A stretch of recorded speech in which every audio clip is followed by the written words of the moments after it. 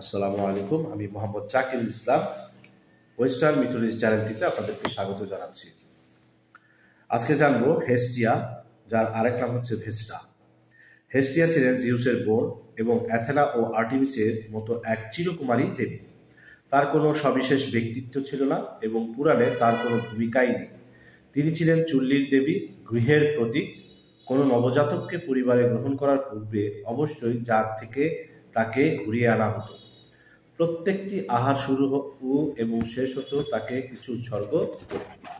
Hestia মানুষ এবং দেবতাদের সকল গৃহে তোমার রয়েছে সর্বোচ্চ সম্মান।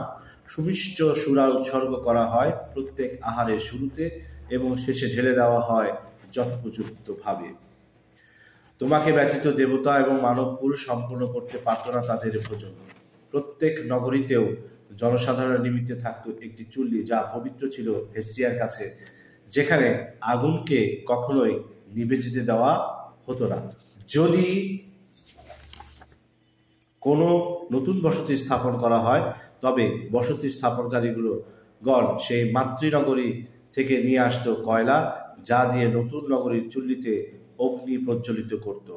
ভেস্টাল নামে অভিহিত 6 চিরকুমারী যাজিকা দ্বারা রোমে তার আগুনের রক্ষণাবেক্ষণ করা হতো। আমাদের চ্যানেলটি অবশ্যই লাইক, শেয়ার এবং কমেন্ট করে দিবেন এবং সাবস্ক্রাইব করতে ভুলবেন না। ধন্যবাদ।